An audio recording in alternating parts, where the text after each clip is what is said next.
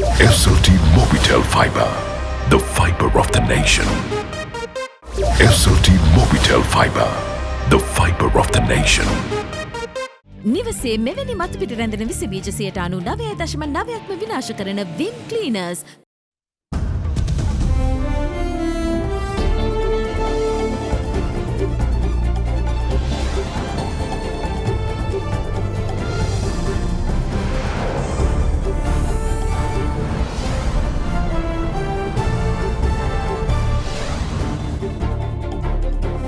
In your headlines tonight, resonating confidence. The central bank maintains its rates as the CBSL governor insists Sri Lanka's reserves are in good shape. This year so far we have repaid $6 billion. Even after that, we still have $2.6 billion with us, plus another $1.5 billion as a swap that we have from the People's Bank of China, totaling up to about $4.1 billion. Positive signs. Sri Lanka gets a tourism promotion boost ahead of its reopening with Condé Nast Traveller Top 5 listing. Watch out! Hospitals report lowest daily COVID admissions. These days, we are getting admit only 1 or 2 patients. But nowadays, there are only less than 15 patients and we have allocated only 1 ward. But warn of a possible Christmas spike if the public aren't careful. Under the radar, the Sri Lanka Navy says its hands are tied in contentious Indian fishing vessel poaching issue. If we use an excessive force, it is not acceptable. Because of this fact, these fishing vessels manage to evade the naval custody most of the time. All this and much more coming up on this Thursday, the 14th of October, 2021. Comfort Moodian Bagyai Kalak Pavatina Alut Penumai. From AdaDerana, this is AdaDerana First at 9. Live from Studio 24 in Colombo.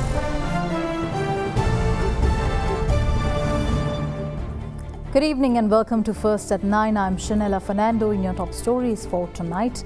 The Monetary Board of the Central Bank of Sri Lanka has decided to maintain the standing deposit facility rate and the standing lending facility rate of the central bank at their current levels of 5% and 6% respectively, having taken into consideration global growth prospects and energy prices as well. Addressing the media on the currency issue today, Central Bank Governor Ajit Niwad Cabral expressed confidence in Sri Lanka's ability to weather the storm, explaining that recent dollar infusions are making headway in stabilizing the rupee and that the changes will be seen soon enough. Governor Cabral also revealed that the country's forex reserves are currently at $4.1 billion, including current swap agreements as well. The central bank's monetary policy media briefing was held this morning, where expectations were high for the announcement of a raising of interest rates. However, what the central bank announced was a continuation of its past stances as Sri Lanka wrestled through the pandemic-led downturn, which CBSL Economic Research Director Dr. Chandranath Amarasekara says came down to global growth prospects and energy prices. The decision was to maintain policy interest rates at current levels. Accordingly, the standing deposit facility rate is maintained at 5%, the standing lending facility rate is maintained at 6%, and the bank rate at 9%, and the statutory reserve ratio is also maintained at 4%. If I take you through some of the factors that were considered by the Monetary Board, starting from the global side, the International Monetary Fund released its World Economic Outlook a couple of days ago, and accordingly, they are expecting global economy to grow by 5.9% in 2021 and 4.9% in 2022. And they have revised the growth projections for 2021 slightly downwards, and advanced economies are now expected to grow by 5.2% in 2021, and the emerging market and developing economies are expected to grow by 6.4%. If you look at the global energy prices, you see a drastic increase in global energy prices in recent months. Crude oil, Brent crude oil, has increased by 62.2% year to date, and LP gas world market prices have increased by 74.4% year to date. Fielding media questions today, Central Bank Governor Ajit Niwad Cabral meanwhile expressed his usual confident manner on the country's reserve situation, revealing that it isn't as bad as it's made out to be, with $4.1 billion remaining in Sri Lanka's dollar war chest. Net foreign assets maybe slightly weaker than what we would have expected it to be or what we would have liked it to be. But at the same time, it's not just a cut-off point that we should be looking at. We have made that very clear right throughout. As at end of 2019, Sri Lanka had $7.6 billion in reserves. Thereafter, in 2020, we repaid $6 billion as debt repayments. This year so far, we have repaid $6 billion. Even after that, we still have $2.6 billion with us, plus another $1.5 billion as a swap that we have from the People's Bank of China, totaling up to about $4.1 billion. Meanwhile, addressing the exchange rate issues witnessed in the past months, with the central bank rate poles apart from private banks and the black market, he added that the central bank has taken steps to solve the issue by ensuring a sufficient supply of US dollars to allow banks to keep to the official rate. There was the central bank's rate. There were some banks and customers, importers and exporters, officially dealing with their dollars. With that, we also had the black market operating in a different way. So we were not satisfied with that. That's why we made sure that we provide sufficient dollars to ensure that the banks do not trade at any other rate other than what is at the band. And that is happening now. I can assure you that the banks, it is happening. And even the exchange rate at which the grey market is operating has shrunk quite appreciably. We also sometimes keep a tab on those numbers carefully. So we are happy that it is going in the right direction. And soon it will come to very close to the official levels as well. We haven't been told that any LCs have been stopped because of any reason other than maybe client-customer relationships. But we have seen that the imports have been rising. So obviously, imports are rising because more people are importing. And more people are importing because more LCs are being opened. Further touching on the issue of recent hikes in domestic LP gas prices, which has touched a nerve throughout households in Sri Lanka, the central bank governor stated that despite the hardships, public companies need to consider the viability of maintaining local prices that are at odds with the global market. Government institutions should also be conscious. The viability is an important factor. LPG prices have been now revised, which is an important factor as far as viability is concerned. And even the Petroleum Corporation should be looking at their viability. And we would be happy if that is being considered in a holistic manner. Sri Lanka's efforts to re-emerge as a truly world-class destination to the global travellers has been made easier by the latest edition of the Condé Nast Travelers magazine's Reader's Choice 2021, with the country opening up for tourism after lifting an island-wide lockdown that lasted over a month. The island has been voted the 5th best country to visit in the world this year. It is also among the top 5 Asian islands to visit in 2021. With the world slowly opening up again for tourism after a troubled time brought on by the novel coronavirus, it is vital that the travellers know the best places and countries to head to on holiday. Condé Nast Traveller, a luxury travel magazine, is regarded as a barometer of the world's top-class destinations and best countries to visit. The publication teamed up with its US sister title, and votes were cast by over 800,000 readers this year. It's good news for Sri Lanka as the readers of Condé Nast Traveller have voted the country as the 5th best country to visit in the world this year, with a score of 93.07. Acclaims from over hundreds of thousands of readers spanning across the globe make efforts to promote the island as a world-class destination following a setback in the tourism industry owing to the global pandemic more easy. Readers have shown a growing appreciation not only for the island's holiday destinations but also for its food and culture. Sri Lanka is only behind Portugal, New Zealand, Japan and Morocco as per the Reader's Choice. Spain and France are the notable exceptions from the top 20 best countries to visit in 2021. Meanwhile, according to the Reader's Choice Awards for this year, Sri Lanka is also among the top 5 islands in Asia with a score of 94.32. The Telecommunications Regulatory Commission of Sri Lanka today revealed that the number portability service has been granted legal approval and will most likely come into service from May next year. Meanwhile, responding to the drop in the quality of data and speed provided by various service providers, the Director General of the TRCSL made note that a gazette is expected soon that will lay out guidelines on the quality of data services that should be provided to customers.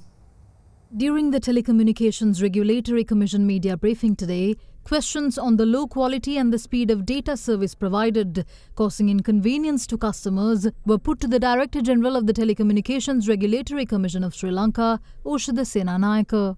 මේ quality of service එක අනිවාර්යයෙන්ම අපි දැන් බලනවා. ඒ quality of service එක improve වෙන්න ඕනේ. මේ ආපු demand එකට quality of service එක අනිවාර්යයෙන්ම අඩු වෙලා තියෙනවා. ඒක අපි තේරුම් ගන්න ඕනේ. මොකද අපි අර free of charge services උත් දෙනකොට එතකොට අපේ විශ්වවිද්‍යාල සිසුන් එතකොට අපේ ළමයි ගොඩක් අය online ඉන්නකොට ඒවා free of charge දෙනකොට ගොඩක් consumption එක වැඩි වෙනවා. අනිවාර්යෙන් එතකොට ඒ stress එක වැඩි වෙනවා system එකට. නමුත් ඉදිරියට යනකොට මම බලාපොරොත්තු වෙනවා මේක ටික නැවතත් improve වෙන්න ඕනේ. data වලට අවශ්‍ය ඒ quality of service guideline එක ගැසට් කරන්න අපේ කෙටුම්පත අවසానයි. ඒකත් මම හිතන්නේ බලාපොරොත්තු වෙනවා අපි මේව කරන්න. Meanwhile, Senanayaka revealed that legal approval has been granted for subscribers to enjoy number portability through telecom service providers in Sri Lanka. Number portability enables a customer to switch mobile operators and not have to change phone numbers. අපිට සියලුම අවශ්‍ය නෛතික ආවරණයන් දැන් ලැබිලා තියෙනවා. අපි මේ සඳුදා සියලුම සේවා සපයනන්ව ගෙන්නලා අපි අන්තිම go ahead එක දුන්නා. ඉස්සරහට තමන්ගේ නම්බර එක 071 ද 075 ද 077 ද කියන එක අදාළ වෙන්නේ නැහැ. අපි විදුලි සංදේශ නියාමන කමිෂන් සභාව විදියට අවශ්‍ය සියලුම approval අද මම උදේ වෙනකොට අස්සම් කළා වේ final letters ටික. number portability එක ලබන මැයි මාසේ වෙනකොට අවසන් කරගන්න පුළුවන්. Tourism industry experts are of the opinion that the adoption of technology for the purpose of increasing self-service and automation will be the way forward for airports in the post-COVID era. These remarks came during a webinar organized by the Chartered Institute of Logistics and Transport on the topic of passenger experience at airports present and near future. During the webinar, the Airport and Aviation Services of Sri Lanka announced a host of new innovations that will be made available at the PIA in the next 6 months to improve passenger experiences. COVID-19 has dealt a heavy blow to one of the world's highest revenue-generating sectors. The total contribution of travel and tourism to global GDP in the year 2020 was around $4.6 billion. However, the sector is seeing a steady and slow recovery aided by global vaccine drives. With tourism slowly recovering, the question of passenger experience at airports is one hot topic these days. With the multitude of travel requirements announced by various countries in a bid to keep their populations safe, tourists have quite a lot to absorb these days. As such, industry experts say that the answer to these could be found in introducing a set of uniform restrictions globally. They also suggest the creation of a universally accepted digital vaccine certificate as well. Speaking at a webinar organized by the Chartered Institute of Logistics and Transport, experts were of the view that airports will have to adopt better technology in order to deal with the post-COVID period. They add that incorporating technology that enables self-service and automation will make airports more resilient to passenger traffic.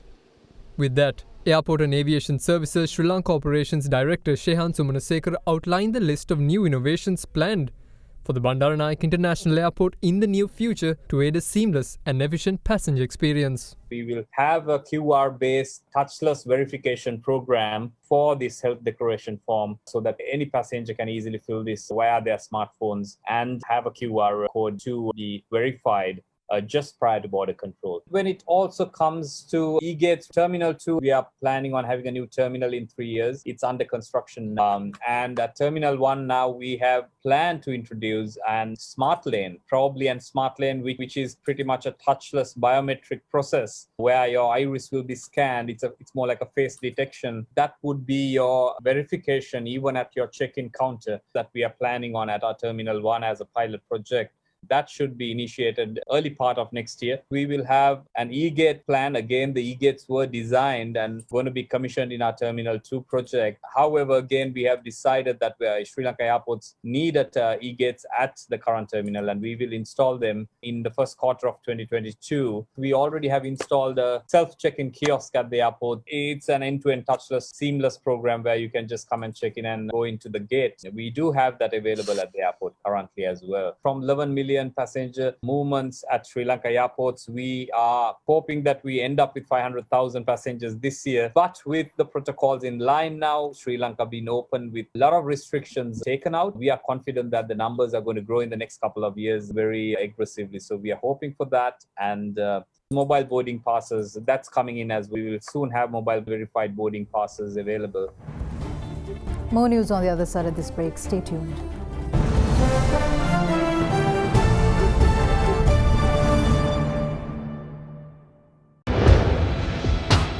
Big 3.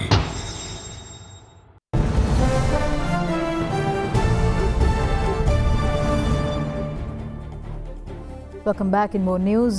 The issue of Indian fishermen poaching in Sri Lankan waters arose once again, with 23 Indians arrested yesterday, along with 2 vessels off the northern coast. Speaking to First at 9 on this matter, Navy spokesperson Captain Indika De Silva says that Indian boats take advantage of the Navy's reluctance to use force to sneak across the boundaries, while sheer numbers alone make it a very difficult task to enforce. In 1974, Sri Lanka and India agreed on a maritime boundary line between Adams Bridge and the Pork Strait. This was a major milestone in establishing Sri Lanka's sovereignty. In 1976, the Indo-Sri Lanka boundary was extended in the Bay of Bengal and the Gulf of Mannar. Article 5 of the 1976 agreement stipulates that each party shall have sovereignty over the historic waters and the territorial sea, as well as the islands falling on their respective sides of the line. Further, each party shall have sovereign rights and exclusive jurisdiction over the continental shelf and the exclusive economic zone, as well as over their resources within this boundary. However, this fact is a hard system to ingrain in the fisher communities of southern India and northern Sri Lanka, where the centuries-old law was simply that no boundary exists. Hence, Indian fishing boats, including the dreaded bottom trawlers, on a daily basis continue to ignore Sri Lanka's territorial laws and poach its maritime resources. In recent past, we have observed increment in numbers by the fishing vessels entering into Sri Lankan waters to fish illegally.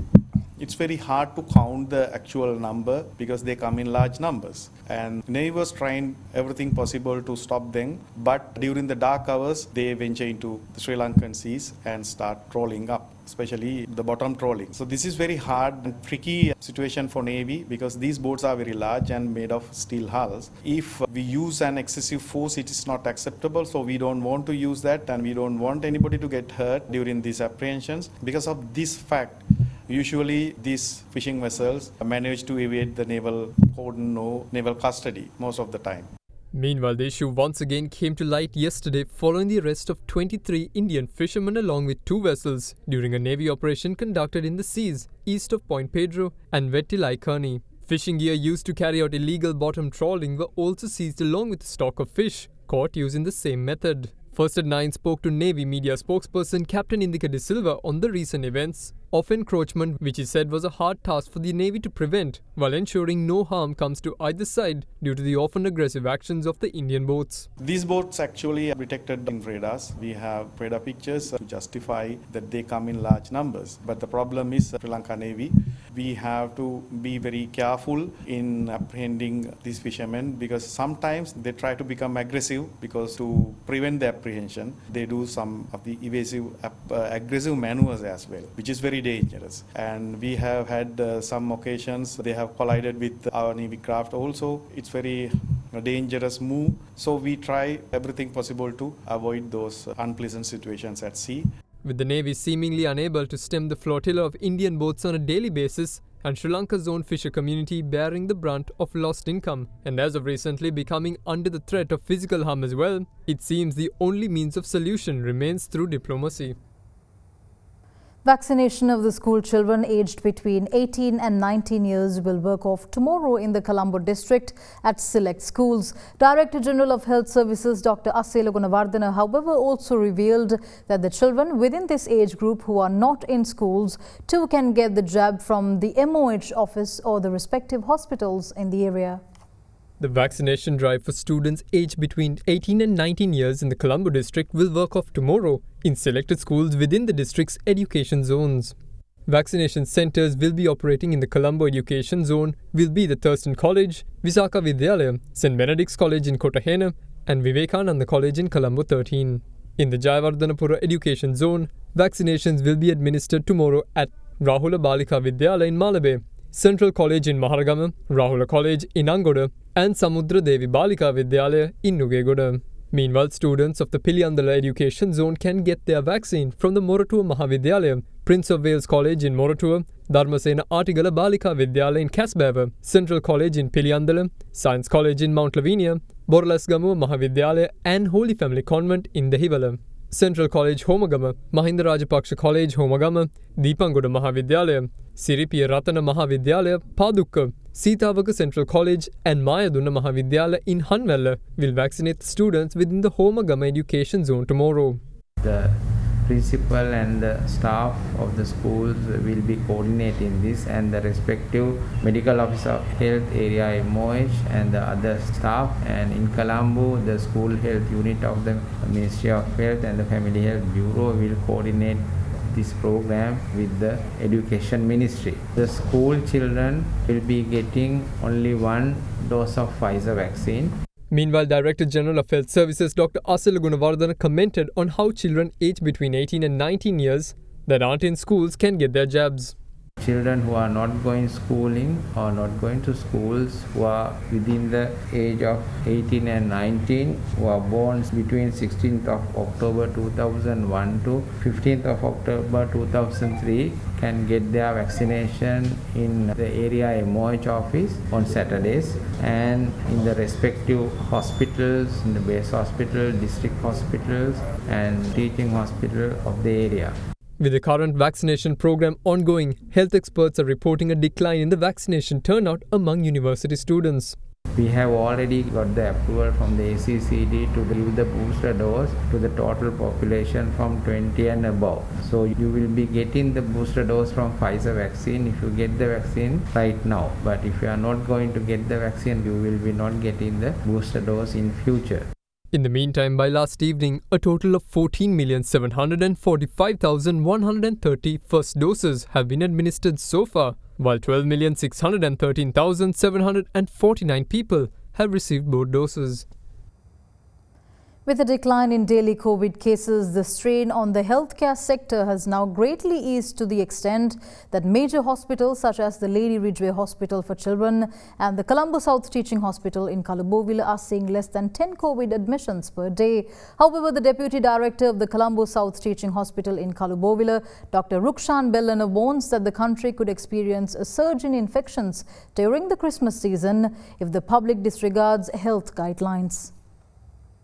Sri Lankan health authorities have been able to establish some control over the COVID-19 situation. Daily COVID cases, which once stood over 5,000, have now fallen below 700, easing a great amount of pressure endured by the healthcare system. Many major hospitals such as the Colombo National Hospital, the Colombo South Teaching Hospital in Kalubowila and the Lady Ridgeway Hospital for Children bear witness to this decline. Per day, 3 weeks back, there are 25 to 30 patients are getting admitted. But these days, we are getting admitted only 1 or 2 patients. Earlier, there are over 200 patients in-ward patients there, and we have allocated 6 wards for the COVID patients. But nowadays, there are only less than 15 patients, and we have allocated only 1 ward. Dr. Vijay Surya also explained that the hospital is now seeing patients once reluctant to seek medical treatment for other ailments and diseases due to fears of possible COVID contraction coming forward for their treatment. These days, of course, there are a lot of patients getting admitted with other diseases. At the moment, there are over 500 patients at LRH and with different kind of ailment like fever, vomiting and dengue and other diseases. We can notice that these days there are a lot of admissions due to the post-COVID syndrome. So mainly among the children, we can see mid-C. These patients, of course, we can manage at a normal ward. No need of putting to the COVID wards because these patients are COVID negative. If there is any patient with severe illness, we have to put in the ICU and manage at ICU. Similarly, the Deputy Director of the Colombo South Teaching Hospital in Kalubowila, Dr. Rukshan Bellana, added that the hospital currently has a bed occupancy of 30 from its 80 beds allocated to treat COVID patients. However, Dr. Bellana urged for the public to not get too complacent with the current situation. As he said, this is just a low period of infections that the country is facing. He said that Sri Lanka will possibly experience a spike in COVID infections during the Christmas season if people disregard the health protocols set in place. Meanwhile, Dr. Vijay Surya urged parents to be vigilant and observe changes in behavior from their children with adolescent stress conditions showing a rise. We can see in the past nearly 2 years, these children are inside homes, not going to school, and they are not meet their friends and they are not playing. We have seen that there are a lot of children coming with some kind of mental stress. So that parents are advised to look after these children. If the behavior is abnormal, better to see the medical advice. Otherwise, that will be worsened again. MP Rishad Badiuddin, who was in remand custody after being arrested under Prevention of Terrorism Act charges, has been granted bail by the courts.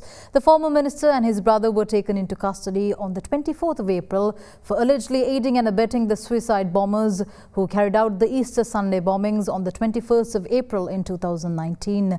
Meanwhile, the Colombo Chief Magistrate also granted bail to MP Rishad Badiuddin in connection with a case filed over the death of a 16-year-old domestic worker at his residence. The magistrate ordered the parliamentarian to be released on 2 personal bonds of 1 million rupees each. However, the ex-minister was slapped with a travel ban. Also, the case is to be taken up again on the 18th of February 2022.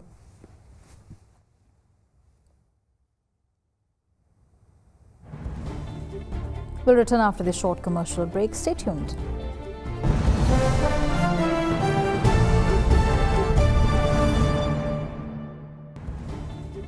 With that, we wrap up tonight's edition of First at 9. Thank you for joining. I'm Shanella Fernando. Have a good night.